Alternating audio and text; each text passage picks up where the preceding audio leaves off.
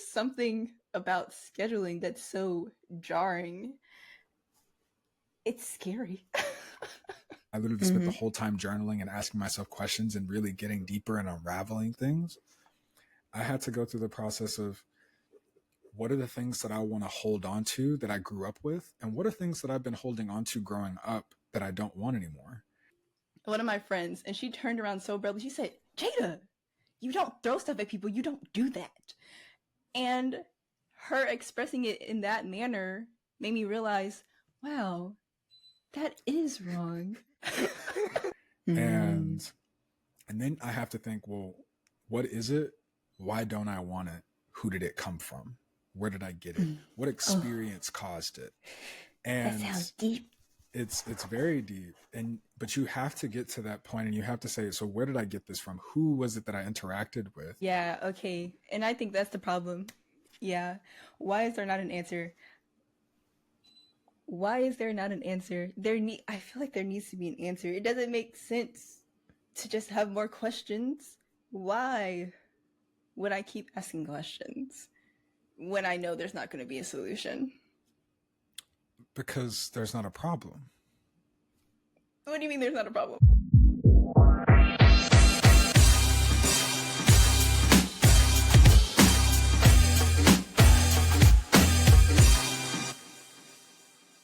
Oh, like, yes, that's like out there, but it's like, I'm an artist, so I draw. Yeah, no, just asking someone, can I draw you, is completely different from saying, like, I like your hair. Can I draw you? Like, this, like, okay. Anyway,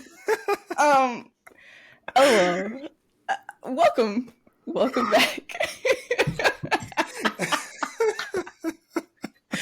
to Creating a Village. I'm your host, Milli, here to help nurture the village in you. And today, once again, we have back with us the wolf. The wolf is Uncle Wolf is in the building. Yes, so for people who may not know who you are, can you please introduce yourself? I think I can. I don't know. Maybe I'll try. Greetings, everybody. My name is Anthony J. the Wolf Hunter. You can call me Anthony. You can call me Wolf. I am a future father and future husband. I'm a firstborn son. I am a beloved older brother. And I'm a private investor, filmmaker, and a finance graduate from Morehouse College. I should stop including the Morehouse College thing in there, but it gets me connections with people. So I use it. No, when I introduce myself, because at Howard, we were taught to have like Howard intros. So it'd be your name, where you're from, your classification and your major. And so graduating, I would still kind of try to do that. But I was like, wait, it's not completely relevant now, especially now that I'm like a year out. It's like, okay, I can say I went to Howard, but do I really need to add that on there? Right. Yeah, it's definitely something to get out of. Dang, I had a question. Not sure you're mocking me. Okay. Actually, I was covering my mouth. Oh, okay, sorry. Where did the wolf come from? That's a very long story, and this is a podcast, so I guess we have time for it. That's actually hilarious. I don't know if I've ever told the wolf story on a podcast before. No, first time for everything. So the short story my mom would say is that a wolf has always just been my spirit animal. The long story is when I was really little, I was very much so into Power Rangers. And one day I was watching one of the Mighty Morphin Power Ranger movies, the Power Rangers from like the 90s or the 80s or whatever generation, decade that was. And there was a Wolf Ranger. And this Wolf Ranger was like majestic. Like they were like the silver or gray Power Ranger. And he was in like space. And he came in and he showed up. Was it he or she? I do not remember. This individual, this Wolf Power Ranger showed up and showed out. Like they were just indestructible, invincible. And they also like served like by themselves. They were also like the characterized as a lone wolf. And growing up, I'd always felt alone. And I actually talked about this in therapy yesterday. Growing up, I generally always felt alone. Did your phone die? No, but okay, was I? Oh, it's on low power. Three. Is someone calling me? Someone's calling me. Oh well. Keep talking. This is great. This is how authentic this podcast is. This is very real. All Yeah. technical issues. Okay. Well, while you deal with that, I'm gonna I'm gonna keep going.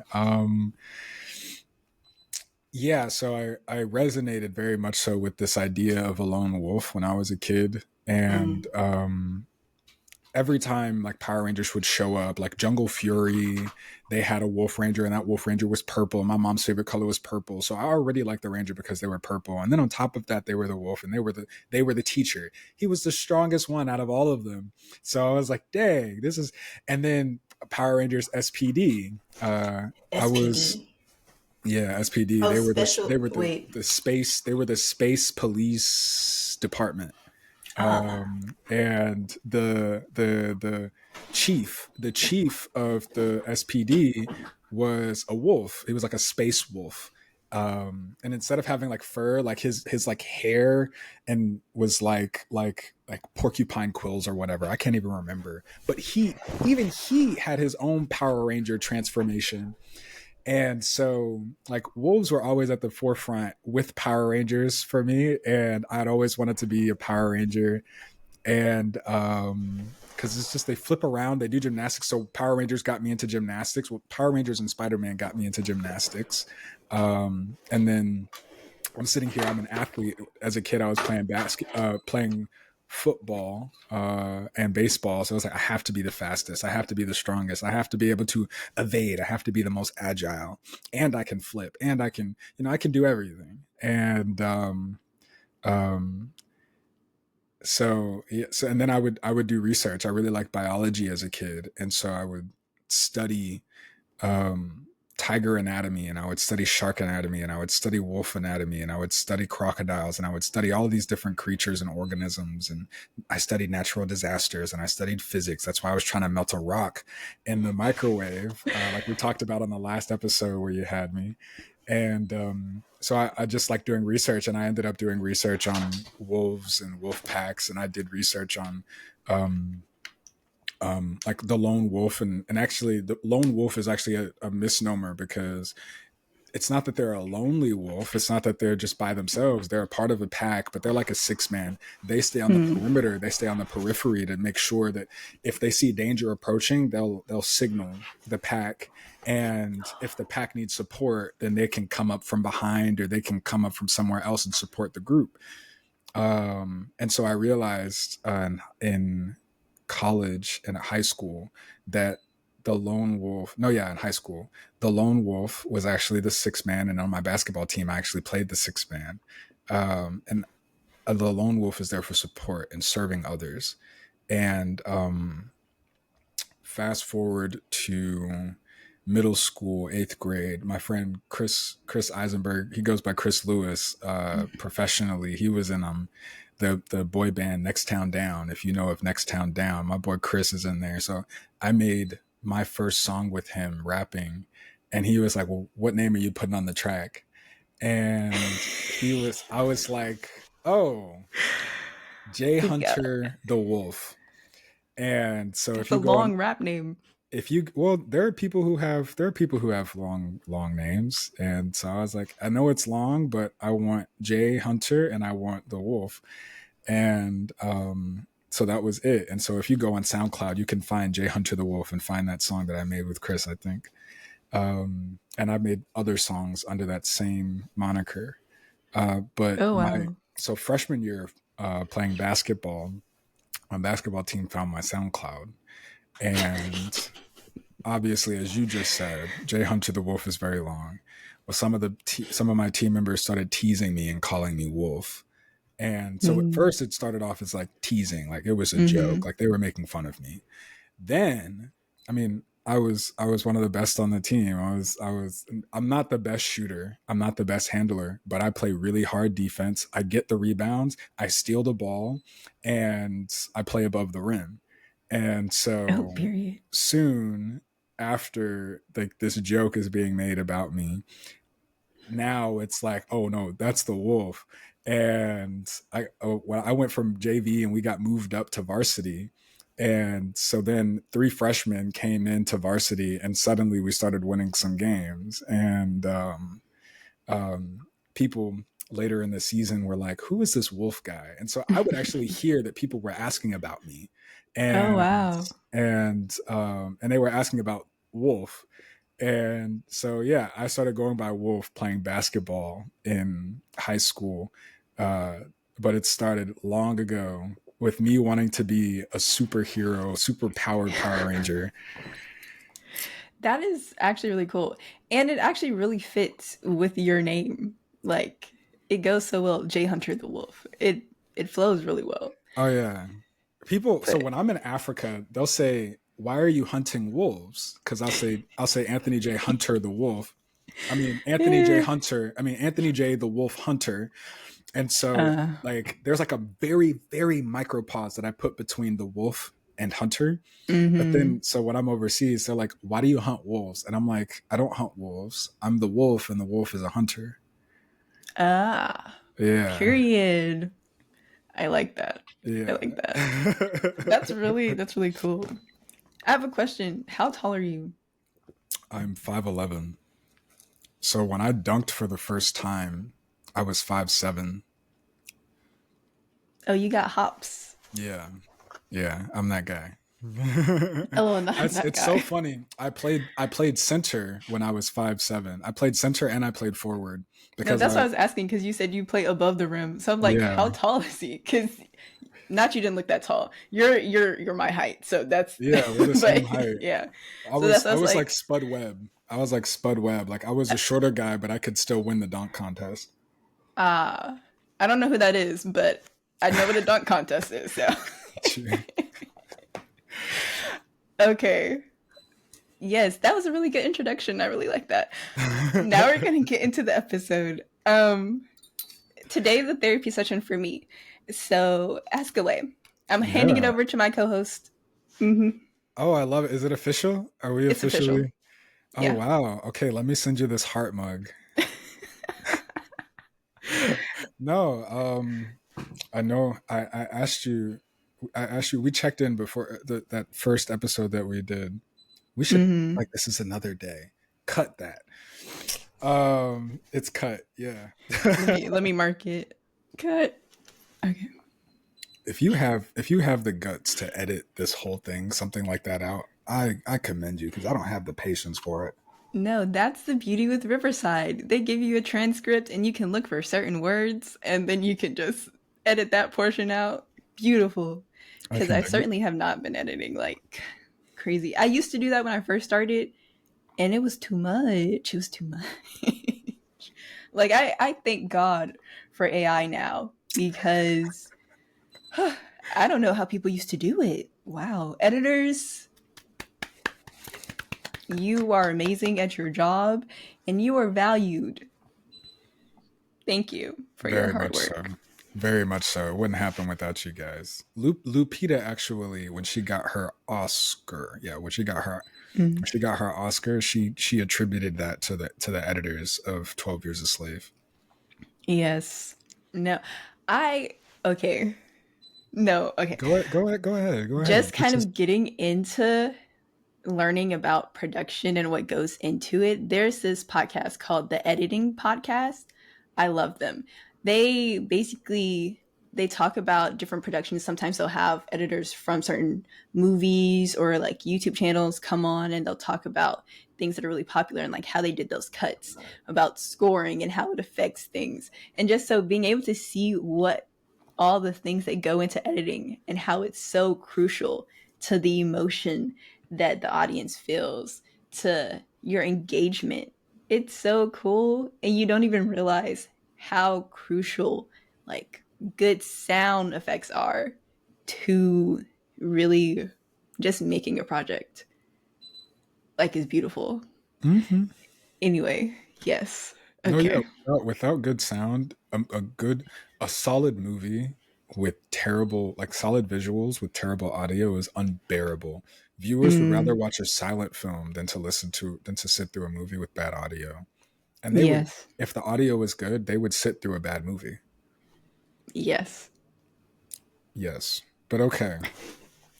Last time we spoke, you said you talked about how you were running around, and it sounds like it sounded like you need help working on your time management skills and kind of prioritizing.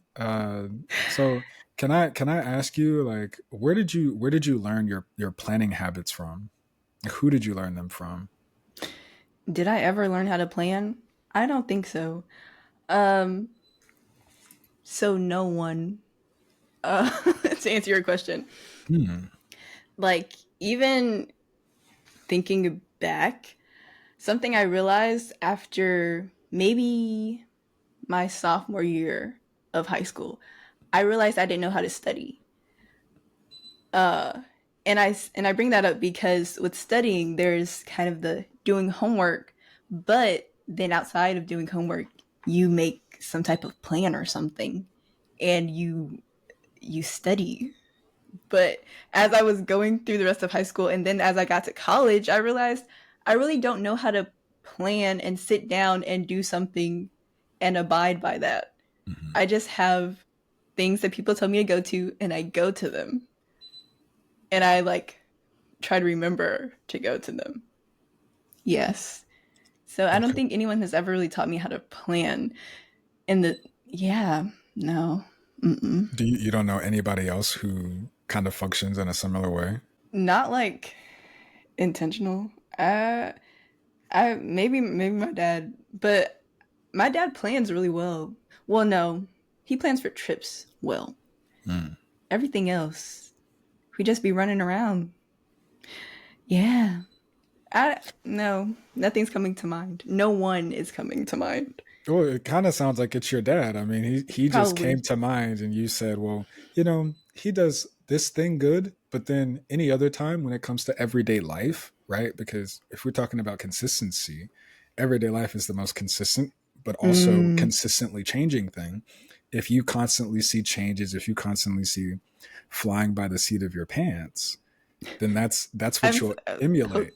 pause, And pause, I'm pause. not saying that that's how your dad operates. I'm just No, no, saying no. What was that example? What did you say? What was the phrase? Flying by the flying seat. by the seat of your pants. What does that mean?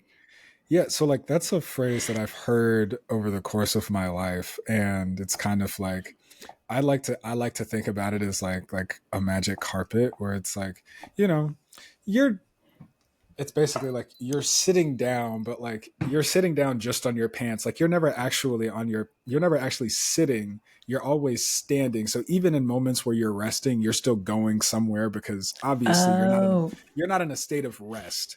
Like okay. you're sitting on your pants and you're wearing your pants. So basically you're always on the go. Oh, okay. Yeah, because that I was like, whoa, what? What does that mean?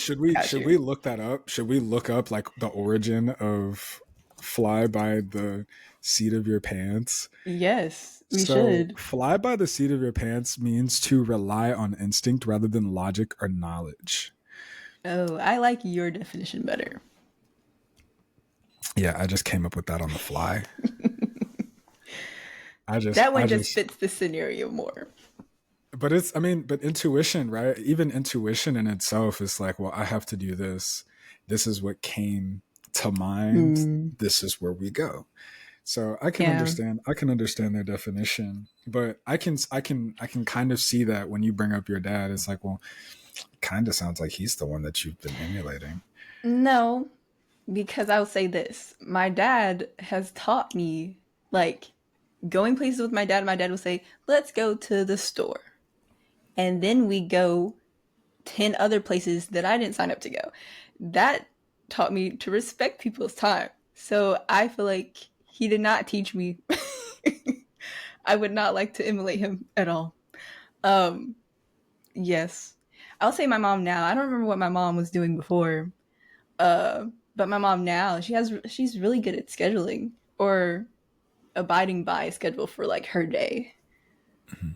Cause she'll be like, "Oh, I'm going on a walk at this time. This morning, we yeah, okay, No, no, no, no, no, no. no, please You, talk." hey, this is right. If we're calling this a therapy session, then I'm gonna sit here and listen and not interrupt, um, because you just taught us two very important things actually, and one thing is with your dad and one thing is with your mom. So you did learn how to schedule, you did learn how to study, but it wasn't in the way that you think is very beneficial to yourself or very effective. So you might not have learned how to do something. You might not have gotten a wealth of knowledge around how to do that Mm-hmm. thing better, but you did learn one way of doing it. Mm-hmm. And so signing up to go to the grocery store and going to 10 different places, it taught you that you didn't want to do it. But when people don't have a model to follow and they want to do something different, they typically fall onto the model that they were exposed to. I do. Like I that just wow. Because I do that. Like when I say I really have a problem with scheduling things, not that I don't go to the doctor. I don't. But when I need to, it's like, ew, I have to schedule this thing. I think it's something about scheduling that's so jarring. It's scary. Right. Oh my Because you're goodness. not you're not used to it. I mean, Yeah, no, I definitely am like, oh, I want to go to the store now. So I'll go now. I don't want to plan that I have to go to the store. Like, why do I have to plan that? Mm, I don't like that you just made me realize that. Okay. what is that phrase that people use? It's like calling, like not calling you out of your name, but like um Your full government name or something? yeah, not it's not calling you out of your name. It's like not you, it's basically like a phrase that means, okay, I see that you're analyzing me, but you don't have to. You should be analyzing me. It's like, I I know what you're talking about. yeah, Not coming. Oh, they, like they say, why are you tell me coming about for me? yourself. They Oh, say, why are you yes. coming for me like that? And so like when I talk to people and I'm reading them, they're like, why are you coming for me like Yeah. that? It's like, I'm just highlighting a key aspect or a minor aspect of what I see in you. Like Yep. That's crazy. I don't know. How does Okay. it feel like when you think about that idea of, okay, you've been learning these things all this time, but maybe you just haven't had the right model and you've spent so much time. I mean, the same thing happens when there's a little boy and he's raised by a single mother or he's raised by a dad that's abusive. Actually, I don't even have to single it around a single gender. When a child is raised by an abusive parent, typically they say, I don't want to be like that parent, but then Mm, they only have what they only have what was modeled for them to do. And so when they get into relationships, when they get older and they're in charge of themselves and their reality, they do the same things because they weren't exposed to something else. mm, Like that's generally so. If you have an abusive parent and you didn't get exposed to other kind and caring people, you can say all you want, I don't want to be like my parent, but then sometimes you didn't get the coping mechanisms and the self-management whatever skills to actually not be abusive or to not manipulate or to not put pressure on people or to not whatever. You're sitting here basing everything, the idea of who you want to be, on something that you don't want to be, which means that you haven't explored the other aspects of what that thing could be. mm. So how does it make you feel, like coming to that kind of realization, like, maybe I was learning this all this time, but it just hasn't been like how I wanted it to be. I've definitely come to that realization before, most recently too, because I had this instant. Oh, I feel like I'm gonna be talking about my dad a lot, but so something. My dad is a large man, and he just naturally has a lot of strength. And if we're in like a setting, maybe like you can't talk, he'll tap you to get your attention. But his tap is more like a like a, like a real jolt. And so I will express to him, hey, don't tap me because I don't like that. And I get scared very easily. Like someone will just be walking around the corner. I'll be like, oh, because I'm just like in my own world a lot of the times. And so it's very jarring for me. But recently, I thought I would never do that. Recently, not recently, but I was at the store with my sister and I needed her to do something for me. And I had tapped her in my head, but the way she like jolted forward and turned around and looked at me, I was like, it clicked in my head that I was my dad right then and there. And I was like, that's really crazy. But now I'm super aware of it. So I Mm. know not to do it. And to your point of the having this viewpoint of, oh, this isn't what I want to do, but this is the only viewpoint I have, it's just making me want to get around people who know how to schedule, who know how to interact with people physically or verbally, just getting into those spaces that I want to be in. And I think that's just what the podcast in general has helped me start doing. I'm meeting a lot of people that are in spaces that I want to be in. And I'm really enjoying getting to go in those spaces now and just feel like I'm moving towards the life I want. Because I definitely knew staying in my room, I wasn't gonna go nowhere. Um, so yes, moving out of my room and being attractive. Very good, very good. Moving out of, I mean, you are attractive. Do you mean like attractive, like bringing, like getting people, like being like a magnet and bringing people to you, or like going out and being like, I'm cute? um, I don't wait. I don't Because remember what I just said. No, no, no, you no, no, just no, said no. in being attractive, like getting out of your room and being attractive. And I was like, I don't remember saying that. Like I'm so serious. I wonder, am I hearing things? I think you're hearing things. Maybe I'm I just feel hearing like what things. I said was getting out of my room and being active. Oh, see, active makes more sense because yes, because I know you were talking about networking as well. So I know Yes. the people who are magnets, the people who are like magnets, like they are attractive, like they are Mm, they do have the personality. So I was just trying to get clarity on okay. that. But yes, getting Yes. active. You messed around and you found out in that situation with your sister, and now you're messing around and finding out with podcasting. Yes. That's so. But that's life for you. Just be, just be coming at you, all types of ways. Yeah. That's so funny. I think that's another point that we should probably touch on, right? Because you had a self-realizing event. And that Mm, self-realizing event was I'm going to tap my sister to get her attention, and then you tapped her just like you feel like your dad is tapping you. And then you had that awakening, right? That's the education. You mm-hmm. just brought out knowledge in yourself. And in that moment you said, "Oh, I recognize that I'm basically projecting what I've already learned over here into this situation, and I wasn't as gentle as I could have been." Now Mm-hmm. that you're self-aware, and it's like, okay, so I'm not going to do it like that anymore. I don't know how I'm going to do it. I just know it's going to be gentler. It's going to be softer. And you recognize the same thing is that, oh, I'm talking to more people now. I'm sharing my thoughts more, even though I'm in my room. I'm not really that social, but now that I'm getting more social, I should probably get out of my room to meet more people so that I can bring them onto the pod. Like these are self-realizing events. You know, if I get outside of my room, I can do this podcasting thing better. And then it's like, oh, you know what? But not only getting out of my room, but going and finding other podcasters. And on the other aspect of scheduling, oh, talking to people who are highly effective and maybe even efficient or really good schedulers, that will teach me a skill because I'm in proximity with them.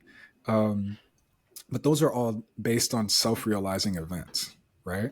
And Mm-hmm. so I would like to hear more about when you look at the life that you've made for yourself, right? Because self-realizing events is is you've just realized yourself, you just noticed something and now you're doing it intentionally. Mm-hmm. What are some other things that you've learned about recently that have made you feel more realized? I don't have a recent one in my head right now, but as soon as you said that, uh, this event in my life sticks out so much to me. I wouldn't say that I was an aggressive person, um, but I'd say I'm a person of convenience, and I was a little lazy when I was in middle school. Uh, and I'm over here, and Susie's over here. Okay, I'm gonna switch them. If I wanted to get Susie's attention, I would throw something at her lightly, lightly. But I would toss my pencil and I'd be like, "Hey," because I don't like yelling. I don't like having to raise my voice. Okay, to get her attention, and I would do that not often, but on occasion. One day, I threw my pencil at one of my is now like still my friend to this day.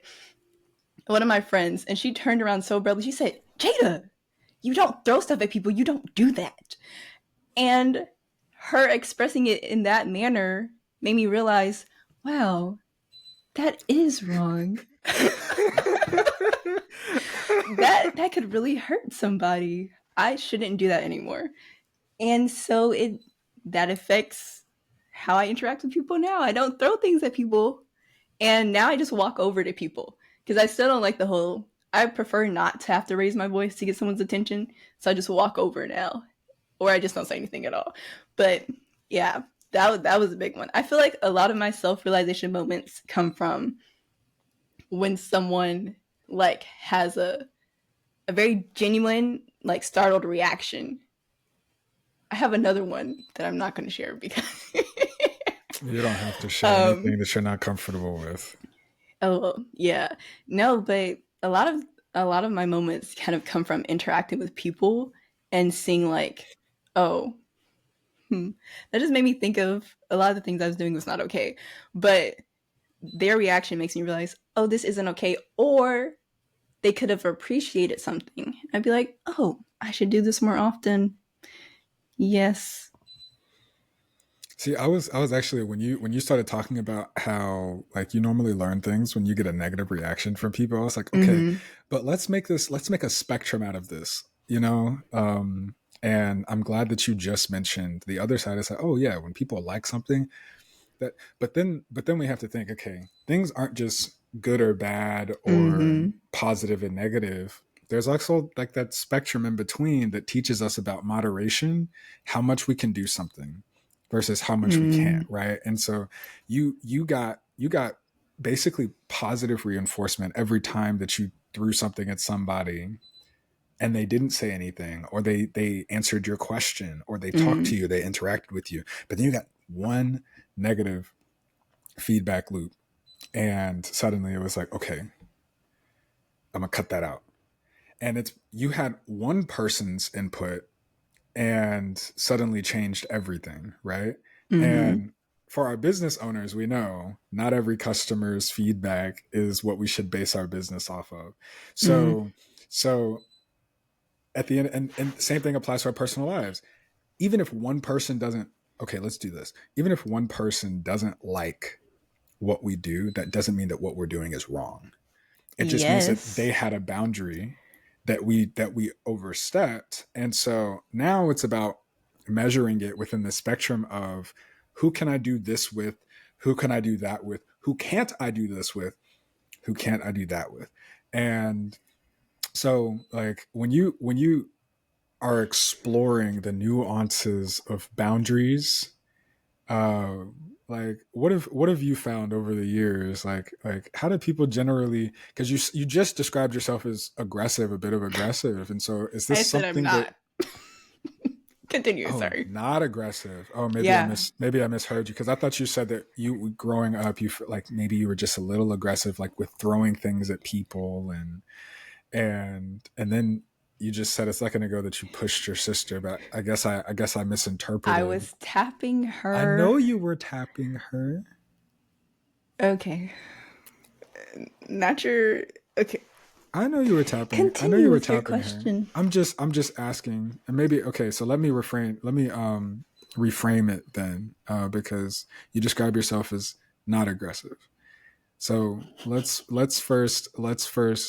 I would like to hear how have people described you in the past? Like how would they describe you? Like 5 words. Like do you get non-aggressive? Do you get timid? Do you get what do you what how do people in your circle describe you? And then I would like to hear how you would describe yourself too.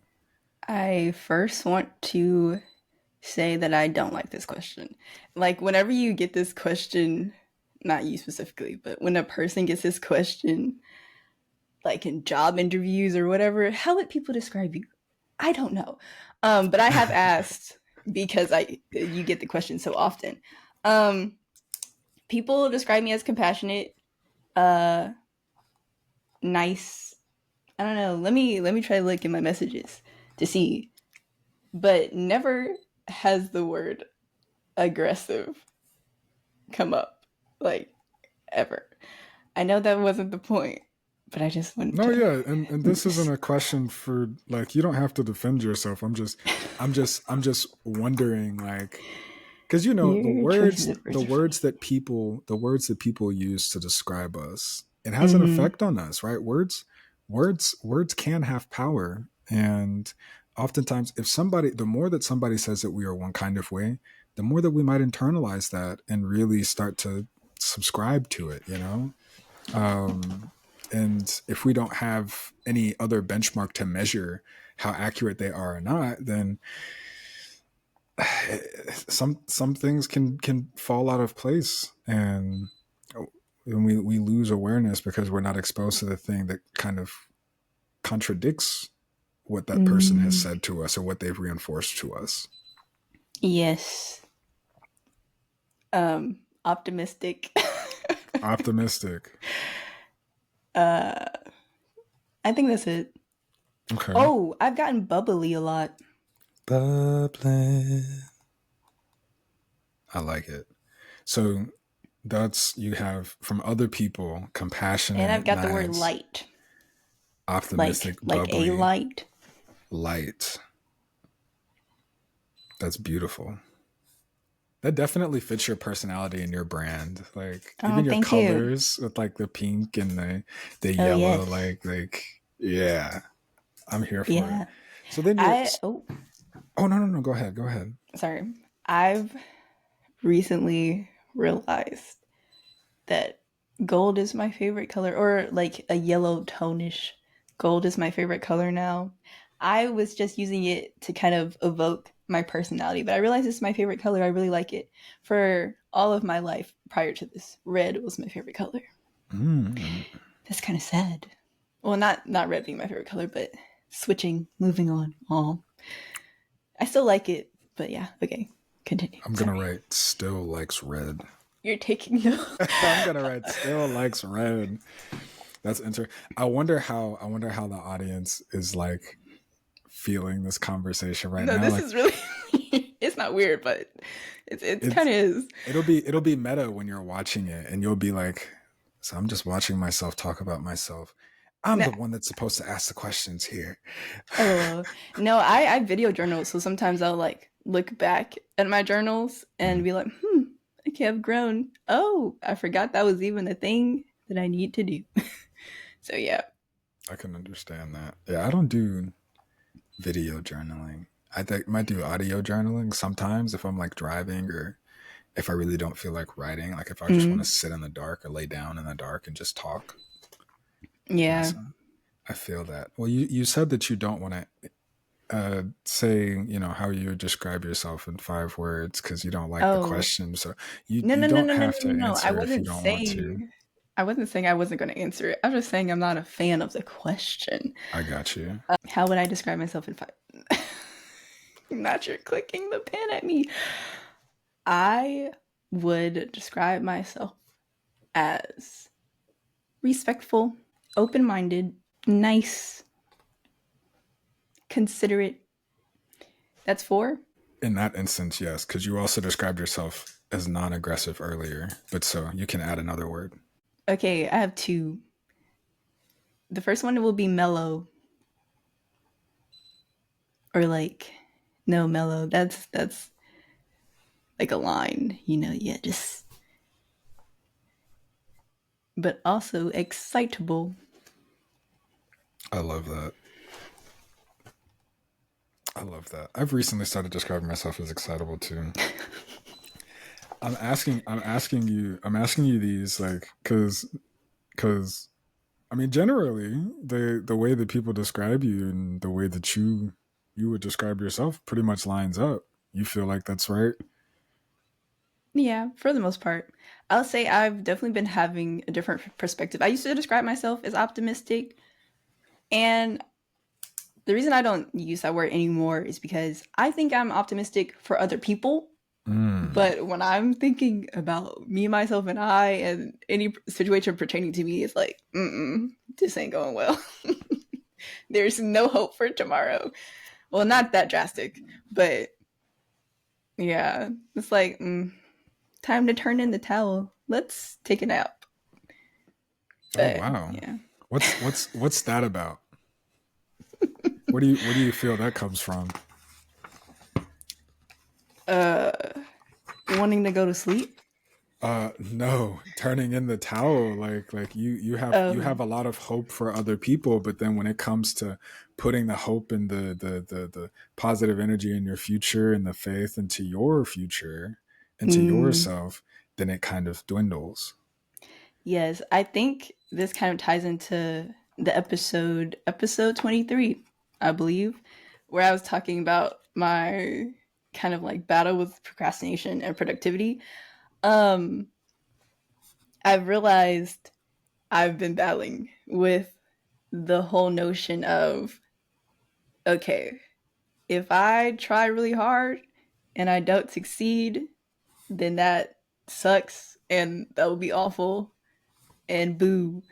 But if I don't try hard and then I also happen not to succeed, that's okay because I didn't try.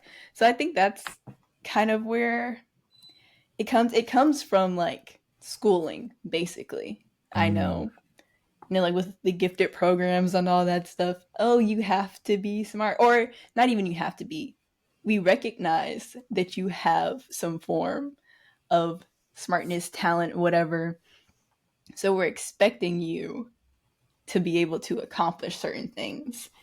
And we want you to try your hardest. And then you don't accomplish these things. And it's not backlash, but it's kind of like, oh, you should be able to accomplish this thing. Um, so then you don't try. Or you mm. like do the bare minimum. And yes. So they set a high standard for you, a high bar, and when it Are you sure you becomes didn't major in psychology? I've been studying human psychology my entire life. I didn't need to go to school for it. I don't, I just the thing that I'm weak my weak place my weak point is the terminology and like Mm. references. So like I know what I'm talking about, but then it's like uh I was like, well, cite your sources. No, I can't do that because I don't like reading about psychology. I'd rather just study people. Mm. But I mean, you described it yourself. Like that wasn't me. That was that was you. You quite literally said, when I try hard and I don't succeed, boo. When I don't try hard and I don't succeed, well, okay, I didn't really try that hard anyway. I didn't set high expectations and I didn't get high expectations and I'm not really that disappointed. But then you're saying that you were conditioned in school uh, through your gifted program, and they were basically putting pressure on you. Like, we see that you are gifted. We're holding you to a high standard. I was not And, in the gifted program.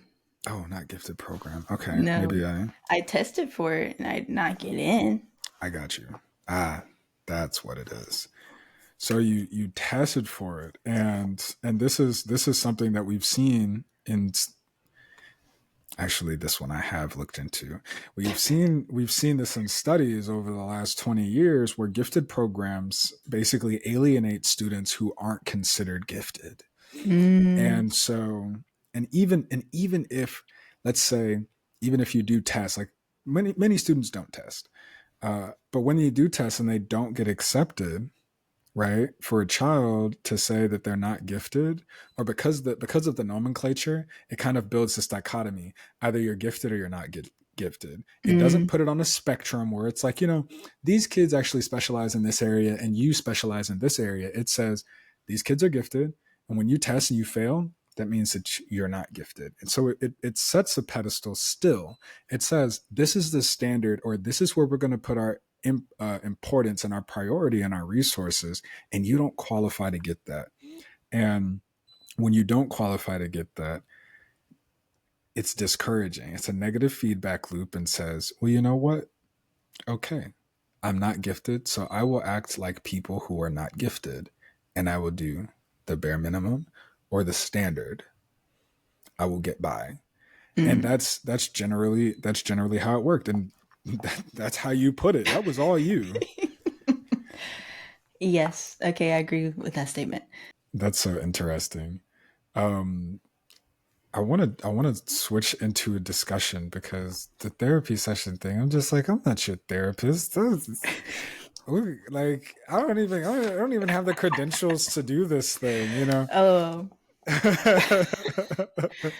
it's not But going to change overnight.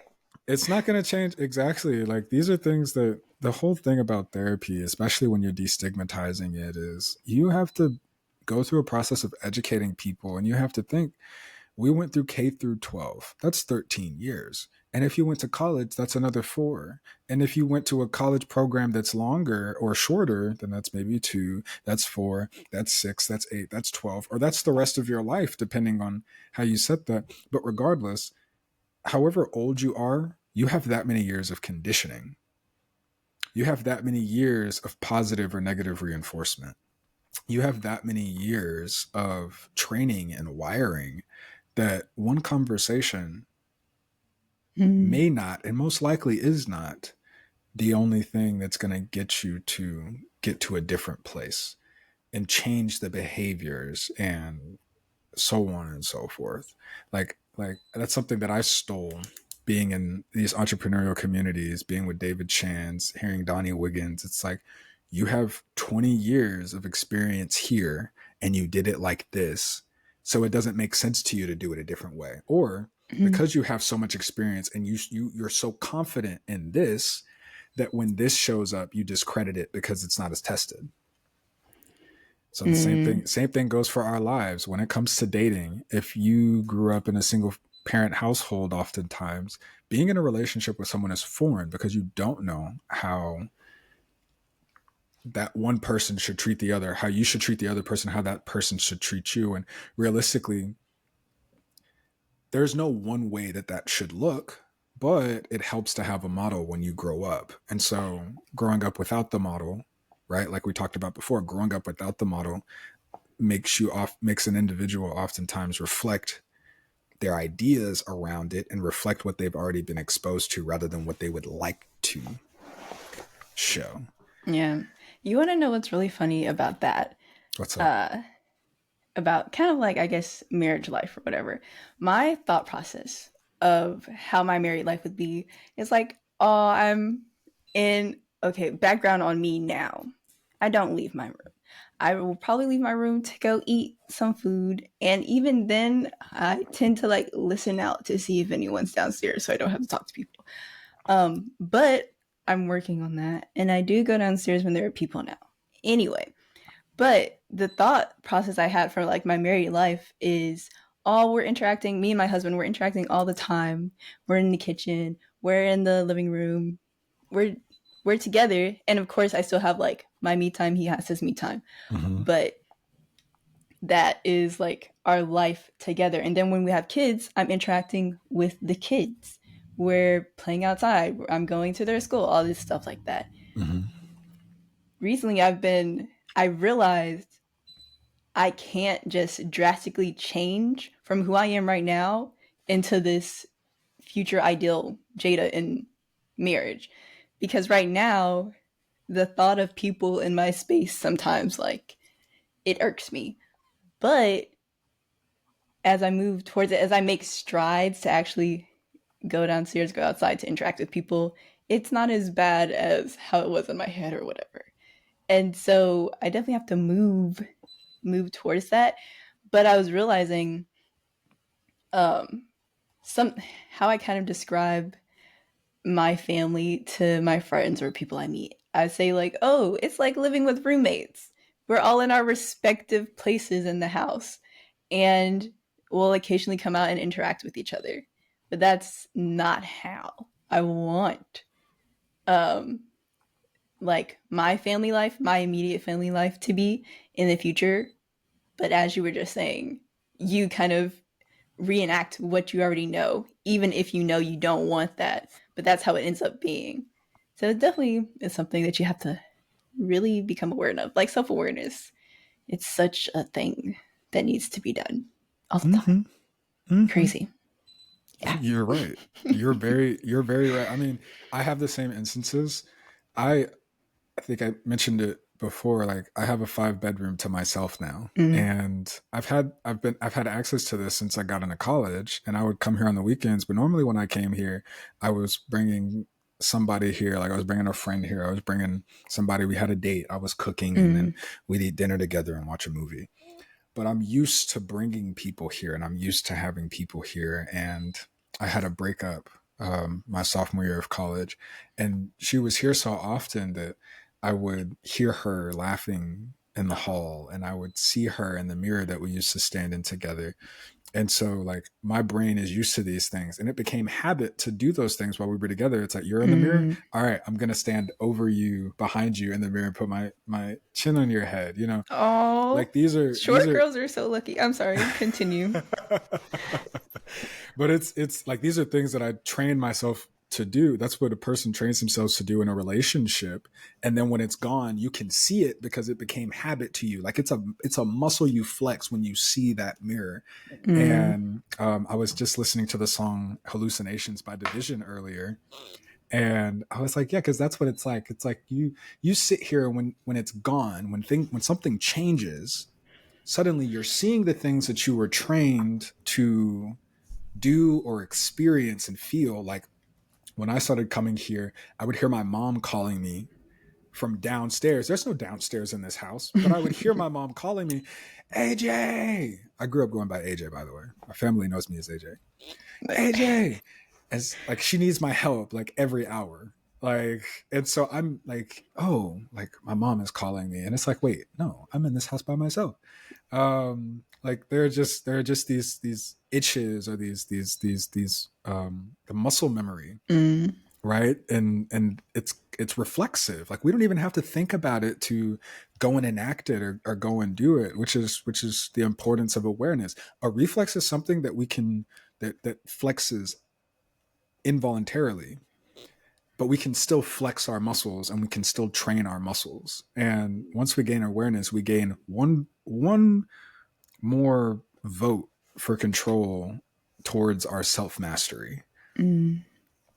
What do you think about that? Like, do you have because I know that you're talking about, like, oh yeah, i'm not I'm not the kind of person that gets out of my room much. And I know that in order to become, and I think it's interesting that you said the ideal version of yourself. The ideal version is your married self with children. I love that, because that's how I introduce myself, right?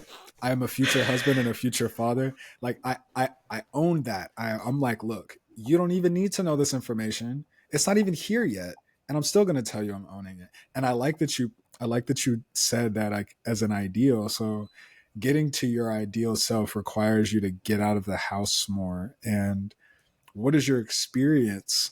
Uh, Not erasing, but rewiring yourself. What is the experience rewiring yourself and your history, rewiring your history? Because sometimes you have to go and think about your history and Mm. internalize things differently to motivate yourself to push to something different. So, what's that experience been like for you? Um, it's been really interesting. It's more so acknowledging that I need a change of perspective. I would say a lot of my changes happen because I'm thinking about other people. and how they've either interacted with other people or how they interact with me, and vice versa. And so with my reflections, and that's one of the reasons I do video journals, because I often have a lot of thoughts about a situation I've been in or an interaction I had. And I'll be talking, or you know how in your head you could be thinking, oh, I should have responded this way, or even someone did something and you're thinking, I'm trying to like give an example without giving an example. So, okay, let's just say someone, it's, okay. It's hard. Anyway, you'll be thinking in your head about how someone could respond to you based off of past responses, or just how they could interact with you if you do something. Mm-hmm. That's one of the things that keeps me in my room. I have this perception of someone and I'm assuming that they're going to react this way. And so after acknowledging that part, because I had it with me knowing I need to go downstairs more. Back to my dad. Okay. My dad is a very loving person. He talks about business a lot. And I don't want to talk about business. So sometimes if I go downstairs, he'll ask me, "Oh, how is this and this going? How's that going? Did you hear?" But I don't want to have those conversations. Mm. And so I get into an assumptive state that every time I go downstairs, my dad is going to ask me a question. Or my dad is going to like, if I bring something in from the store, majority of the time my dad will look over my shoulder and like, "Oh, what did you bring?" I don't like that. So I get into this assumptive state about what he's going to do if I so much as just walk into a room. And it's Mm. not going to be like that every single time. And I have to realize that and internalize that and just think, just change my perspective, my perception of this person, even though things have been in accordance with my thoughts. It's not going to be that way every single time. What was your question again? I lost sight of it.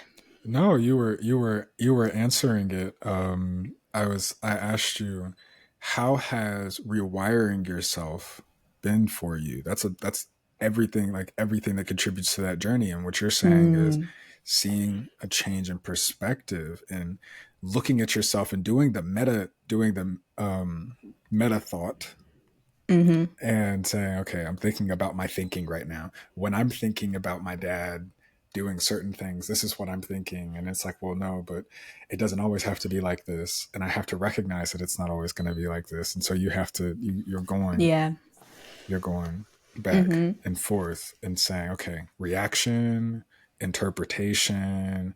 Let me think about my interpretation and go deeper into it. Okay. I have to remind myself, that's a part of your journey. So you were answering the question. Yeah. And going back to that part specifically, um, not only altering my perception of others, but of myself and my thoughts. I don't Mm-hmm. remember. I've heard it somewhere that people are saying your first immediate thought or reaction that you have to something, majority of the time, isn't your thought as a person. It's what you've been trained to think, or how, or trained how to react. And so I'm just always going to talk about video journaling. With video journaling and sitting and talking to the camera, basically. Well, majority of the time it's me talking to God, but it's like, okay, this is how this was making me feel. This is how I reacted to this. And I'm kind of examining, or I'll have like a realization like, oh, I reacted this way because of this time that this happened. And that's not okay. So it's really just a self reflection, Mm. constantly just realizing that I do things and putting it in a category of, okay, I like that I did this thing, or I didn't like that I did this thing, or I feel no type of way, like no reaction comes from whatever just happened. Yes. I love it. No, and I love that you're bringing this up because that actually is a very common study. Is the things that we think and assume, and I was just on a podcast yesterday and we talked about this. The things that we judge and assume is often a reflection of who we are and not the Mm, people that we're judging. And at the same time, the judgments and assumptions that we form are often taught to us, not cultivated and created by us, but we are a store and a bank for mm, all of the interactions that we've had. And ultimately that manifests itself when we're reacting and interacting with other people in the world. And so we have to ask ourselves, if this person is a certain way and we're reacting like this, why am I reacting that way? Who did I get that from?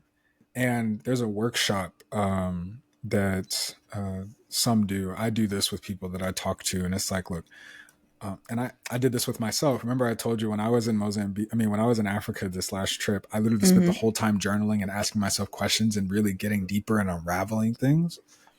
I had to go through the process of, what are the things that I want to hold on to that I grew up with? And what are things that I've been holding on to growing up that I don't want anymore? mm. And then I have to think, well, what is it? Why don't I want it? Who did it come from? Where did I get it? Mm. What Oh, experience caused it? that And sounds deep. it's very deep. And but you have to get to that point and you have to say, so where did I get this from? Who was it that I interacted with? Because that's uncovering sometimes childhood trauma.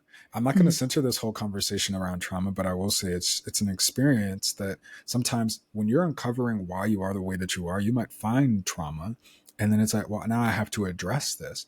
And sometimes if you know that person, you're close to that person, you love that person, sometimes you got to write them a letter and say, this is an experience that I had as a kid. This is how it happened. This is how I interpreted it.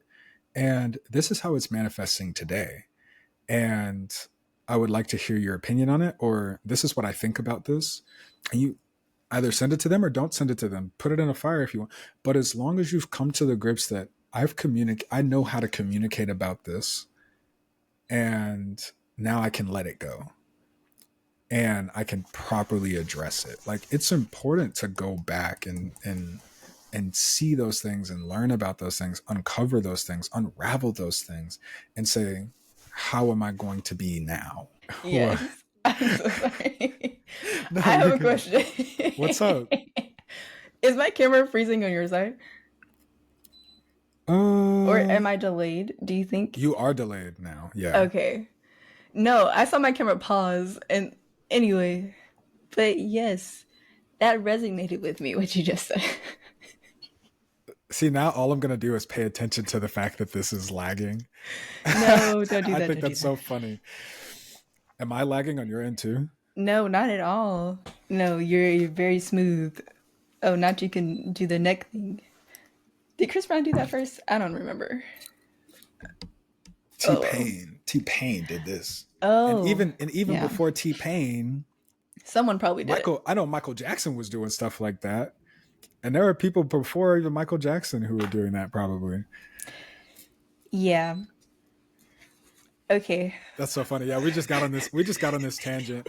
No, I really do like that, because this is oh yeah, I was pointing that out because I wanted to go back to the audience, right? And talk to the Mm, audience, because this is one of those moments where we have to really look at ourselves and say, why, or ask ourselves, why am I the way that I am? And that's the broad question. mm, The more personalized questions become, why am I so angry? Or why am I so ornery? And ornery means like argumentative. Like, why do I have to argue? Why do I have to be right? Why do I have to feel so small when I hear other people's opinions? Why do I have to want to isolate myself? Why do I, and uh-huh. so it starts with asking that question first and then saying, who else in my life is like this? If it's nobody else, then it's like, okay, cool. What thoughts go through my head when I'm reacting? Is it, you're not good enough? Is it, you're amazing? Is it, wow, you can do anything? And then the feeling that you can do anything comes to you as like anxiety or fear, like, oh, well, I can't live up to the standards of being able to do anything. Then it's like, well, where did that come from? And there's like this train, and the more that you ask yourself, the goal is not to come up with an answer. The See, goal is to like, ask questions and to go deeper into it. So it's like, stop. why was it this? Why was it this? Why was it this? Why was it this? Why was it all of these? You know, the goal isn't to find an answer, it's to ask questions. Yeah, okay. And I think that's the problem. Yeah. Why is there not an answer? Why is there not an answer? I feel like there needs to be an answer. It doesn't make sense to just have more questions. Why would I keep asking questions when I know there's not going to be a solution? Because there's not a problem. What do you mean there's not a problem? And when I talk to when I've being in the mental health field, like for these last 4 years, I hear things all the time. There's a problem. I feel broken. I am broken. Mm, I'm this, that, and the other. And I'm like, I mean, you can still function. You can still do. It's like, no, you're a person. You're hurt. You might not be broken, but you're hurt, and you can't just be like, it's not like you're just being fixed. Like, it's like, oh, you're healing, you're mending yourself. You might be injured, you might be wounded, broken. hmm, When you break a mug, could you put it back together the same way that it was before? no, If you missed a piece of that mug at the bottom, would the mug function to hold in whatever you're drinking still? no. So like a person, generally speaking, because there are people who have psychotic breaks, and sometimes something goes out the window, or something internally gets damaged, or maybe there's a fungus or a virus that affects them in some way that really does make that change where they can't get back to where they were before. But for most Mm, people, you can get to where you're looking for in life. And even when you feel hurt, you're hurt, maybe not broken. And so I always like to push people away from using language like, oh, I'm a problem, or what I'm dealing with, like, this is a problem. It's like, well, sometimes problem doesn't have like, the only solution at that point is to say, acknowledge it is true and keep it moving. And that's not a solution to your problem, but it is a recognition that something is the way that it is. And you're admitting, okay, this thing is like this and it's out of my control, but what can I do, what can I control to influence the situation so that I can function better? You see what I'm saying? mm. So it's like, there are things that don't really have answers, but because there are things that we really don't always have control of, but there are things that we can control that we might want to put more of our energy into. Yes, I understand completely what you're saying to me. Completely. And I acknowledge what you're saying. Yes. Using my language against me. Oh goodness. No, but that makes sense. And I have wanted to stop using the word problem. Like I tried to, but then I just interchanged it with the word issue. And I was like, I don't like that either. But do you have a word that you use for problem or what that is supposed to be representing? Well, I think that what we're addressing now is like the vagary versus specificity kind of thing. That's why I said before, we have to ask ourselves that question, right? Mm, What are we dealing with? Why am I dealing with this? It's vague. But if we can say, in the instance right now, like, if in this conversation right now, if you questioning me on what I just said about using the word problem made me feel like I had to be defensive, I have to go and ask myself, why do I feel defensive in this instance? Because maybe it's just this instance and not others. But mm, then if I ask myself, well, have I been defensive in other instances and conversations where somebody was questioning me and my logic? If I was defensive, then also, okay, no, actually, it's not her asking me about defensiveness. It's about the fact that when I'm questioned, I'm defensive. Um, mm. so I don't really use problem. I'm just like, what is it that I'm feeling right now? How am I reacting to something right now? that word that I capture, that's the word that I investigate on. Why do I Mm. feel like this? It's not a problem, it's a question. And so in a lot of people's Ah, sorry. oh, go ahead, go ahead. No, that answered my question. It's kind of so the reason why I asked was because when I talk for myself, Mm-hmm. I'll say, but the problem with that is, but instead I can say, but the question is, how do you do it this way so that this doesn't happen? Okay, thank you. Yes, because now you're defining, you're asking a question that allows you to define a causality loop. And so Mm-hmm. now you go through the process of, instead of, I've already decided that this is a problem Mm. and it is that. So how can we just get rid of that? Versus, well, this is a question and questions have multiple answers.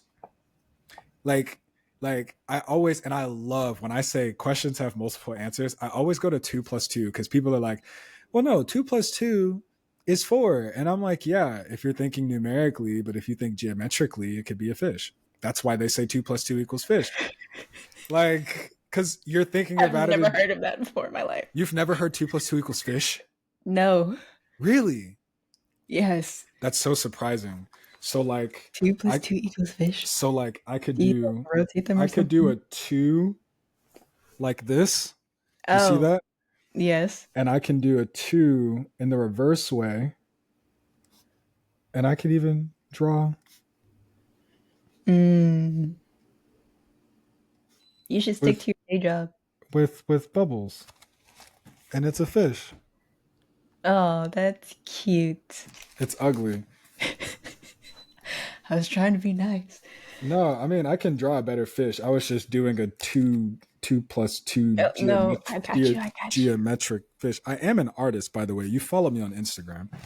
Yes. I Whether remember you've that looked coming at up. my page or not. Whether you've looked at my page or not. I But have. I like to poke at people with that same thing. It's like there are multiple ways to answer questions. Just like it might not make sense all the time Mm-hmm. to get to 2 plus 2 equals fish, but I could clearly just now draw 2 one direction and 2 in a different direction, put them together, and then add extra detail to make them whatever I wanted it to be, because there are multiple answers to the questions. Yeah. I think a question about myself that I need to answer is why do I like for there to be an answer? That's a good question. It is. That's a stellar question, actually. Yeah. This made me think of that because a lot of the things I'm like, well, what is the answer? That's what I'm always looking for. The answer Mm. to the question. So, have you heard that conversation about like the process versus the results? Nope. Okay, so like there's this, I don't know how recently people have been talking about this, but so there's this idea that there are process oriented people and there are result oriented people. Result Mm, oriented people typically want answers, they want the result, they want the product, they want the sum. They don't want 2 plus 2, they want 4. And, or they don't want 2 plus 2, they want, they don't want 2 plus 2, 4 minus 0, 6 minus 2, wait, 6 minus 4. No, 2 plus 2 is 4. 6 minus 2. They don't want the different ways to get there. They just want 4. that is me.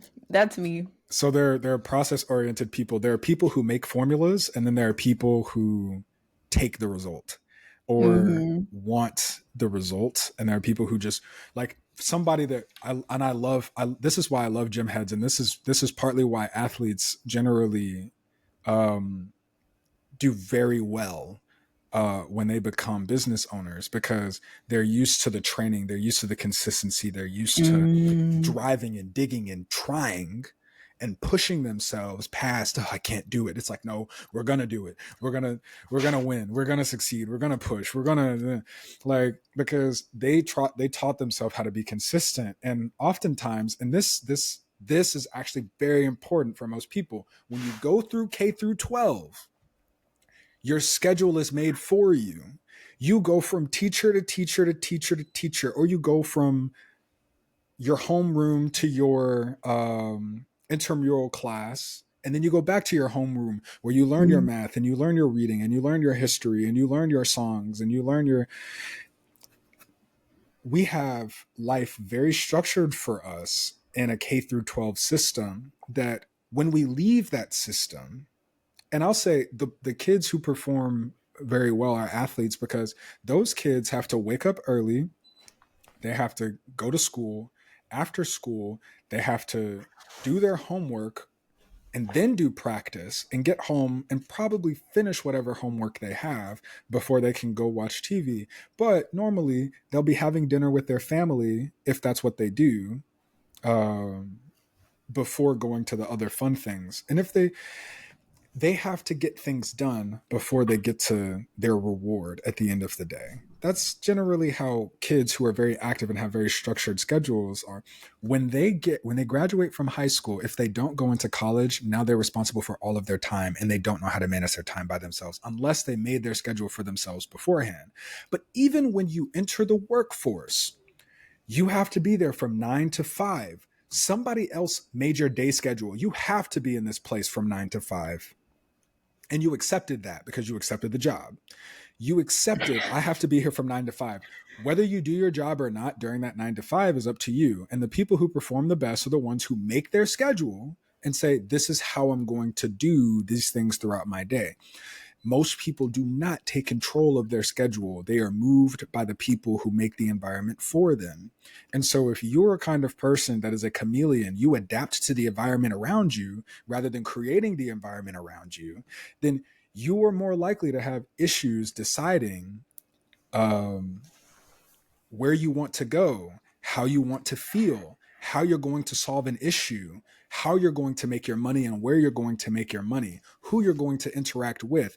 You say, I don't have friends right now. Only people I socialize with are my friends, are the people at work, and I don't even like them. But you didn't decide, hey, today I'm going to leave early. I'm going to go to this place down the street, and I'm just going to see if I can meet new people in a jazz club, because jazz people really are smart. They're really philosophical. And these are people that I can get down with. But you know what? Generally, we have to take care of what's going on at home. So even when you leave your 9 to 5 and you go home, now you have to clean and you have to cook and you have to this, that, and the other. But you didn't make time to read. You didn't make time to journal. You didn't make time to video log. You didn't make time to podcast. You didn't make time to learn the next thing that's going to get you to the next step in your. You didn't join a program in your company so that you can get a promotion. But you also didn't do your own personal research so that you can create the next solution for your company and get to a higher level in your company by creating your own job in the company. There are so many things that people don't recognize about how cushy being in school, where somebody else makes your schedule, and even when you're in the workforce, somebody else is making your schedule. They're defining the rules of your life. If you come in and you do your job, you get to stay. If you don't do the job, you don't get to stay. Most people don't get outside of those two things because they don't get to, okay, if I come here and I do my job, I can also do this next thing that makes my job better, or that makes work better for all of the employees, or that makes the company more money, or that makes the company save money. I'm just going to do what they told me I can do to keep the job, instead of going to the next level and saying, why am I doing this? And what would make this better? Most people don't get to that second step. They just let other people create the rules of their life. I am not a fan of you right now. I'm hiding. Oh no. Oh no. You just read me so hard. It doesn't That's even the make sense. phrase. That's the phrase. You just read me. Oh, yes. No, because first off, the irony, I just my friend, she's in New York now because she went to school at NYU, and she came down for Thanksgiving, and we were hanging out. And our other friend, she was like, "Oh, what do you guys think would be the next milestone for us?" And I was like, life is just so not. It's just so out there. It's just so much open space to do so much. And I literally said, I want there to be more structure, like how we had high school and college. I was like, why do they just drop you off in life and there's no structure for afterlife? And then, not only that, someone recently, I started volunteering at my church, and this lady came up to me. She's like, "Oh, wow, you're such a chameleon." And she's like, "You just can adapt to so many different situations. And I, that is me. I want the structure. I want someone to tell me what to do, but at the same time, I want the freedom to be able to decide like what I want to do. But do I really though? Do I So, really though? well, you touched on something very important here, and when I heard this chameleon phrase, I was listening to a podcast and they were talking Mm-hmm. about it. There's nothing wrong with being a chameleon because being adaptable is a good thing. A chameleon chooses where it wants to go and it adapts when it goes there. There's a Mm-hmm. difference between somebody picking you up here and putting you over here and you just adapt when they pick you up and you walking to the new environment and adapting. Mm-hmm. And so it's good to be adaptable. It's good to be dynamic. It's good to be flexible because then you can function in multiple arenas. But we should try our best to get to the arenas where we can do our best. And if we're not the best there, we should surround ourselves with the people who are doing better so that we can learn from them and grow. That's why they have the big fish, small pond, small fish, big pond kind of thing. Because it's like, would you rather be a big fish in a small pond and you can eat everything up in there? Or you'll be a small fish in a big pond and nobody ever sees you. And it's like, well, I can be a big fish in a small pond, but you know what? I'm big enough to jump into the big pond so I can get even bigger. Because at some point, being in that small pond is going to be restrictive. Mm-hmm. But you have to know for yourself, am I ready to get to the bigger waters? Take on bigger fish, take on bigger eats, bigger feats. Let's add F in front of eats, feats. Am I at the level now where I can get the achievement, the goal that I'm looking to? Or should I just stay here in this area that's really small, build myself, and then, you know what, it's time for me to venture out. I need to try it. I need to fail some. I need to get some battle scars. I need to get hurt. I need to push myself to keep going, to see if I'm to really test myself, to get the self-realization. Sometimes you can think, I'm not ready, but then you'll never know that you're ready until you're in the situation. Like, you're capable of anything until you've proven that you can't. And if you don't ever try to prove that you can't, well, you're also avoiding proving that you can. Yeah. And so that's why some people say, you don't want success. You want what it looks like, but you don't want to do the work to get there. And then once you get that success, how will you behave? Because it allows you to become more of who you already are. If you're stingy with money now, you'll be really stingy with money when you're a billionaire. And you will, if you have trust issues now, you will have so many trust issues when you're a billionaire until you work that out. And so it's like, you have to decide, like, am I going to go? Am I going to grow?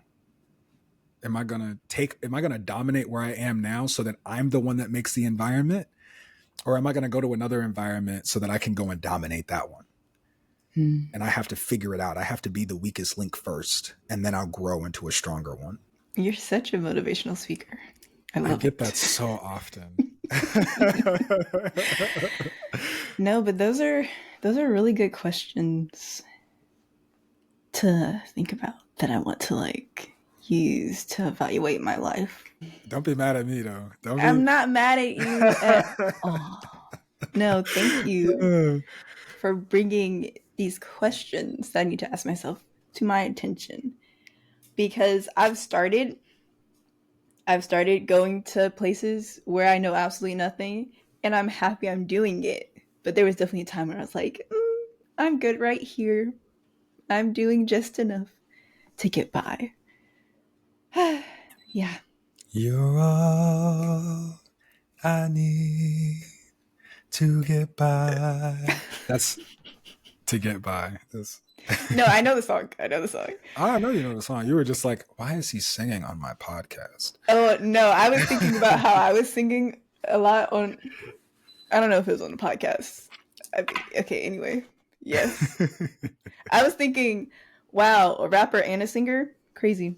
I never actually called myself a rapper. It's more of No, I'm I'm not a a story. rapper. I'm a story. I'm not a rapper. Boom, bam, bop. Oh, your laugh is so cute. Look at you. Please stop. I laugh like an old man, so don't even worry. I laugh. Oh, My laugh is ridiculous. mm, That's crazy. Is that a good stopping point for you and your audience? Do you feel? probably, yes. The episode is like an hour and 26 minutes. Is that I say? I don't know. Yeah, Um, I think that so. was such a that was such an insightful episode. Um, I definitely feel a type of way. I feel a good type of way. I feel like I have some direction. Hmm. Mm. How do you feel, audience? Yeah, how do you feel, audience? Put it in the comments. Make sure that wherever you're streaming this, if it's on Spotify, leave a review. Let us know what you learned about yourself. If you're on YouTube, go in the comments section. Let us know what questions you're asking yourself. Let us know what you learned about yourself. What is it? If they follow you on Instagram, if you put this clip, well, no, you're not going to put this clip on Instagram. Wherever you Why did you say listen, that? Why did you say that? wherever you listen to podcasts, leave a review and let Spotify or whatever podcasting platform you have know what you've learned and what you've gotten out of this podcast today. I'm Yes. Anthony J, the Wolf Hunter. You can find me on OBT Social at Anthony J Wolf. And that's it. Close it out.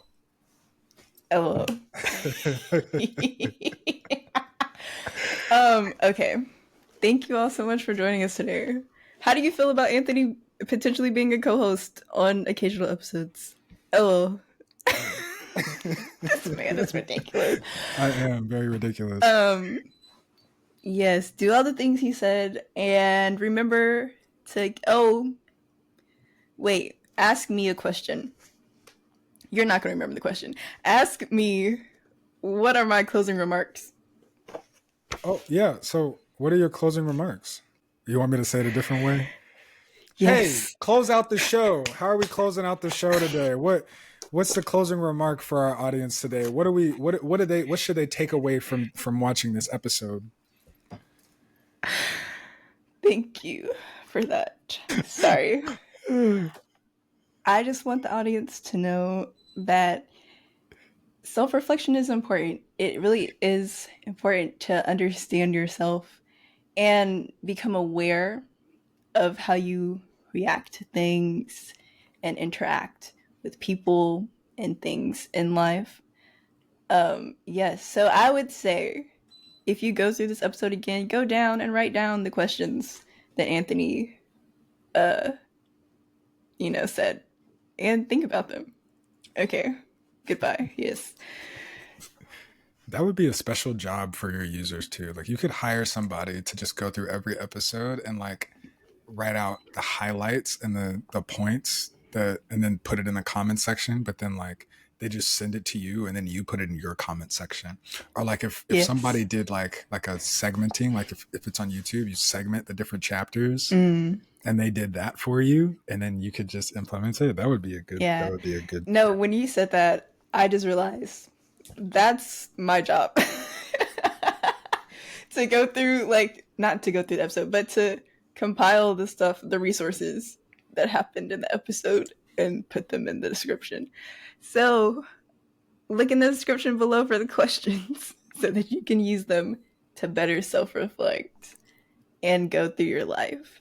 Period. All right. This I was a don't really long appreciate you episode. saying that I should keep my day job. I'm gonna draw you right now.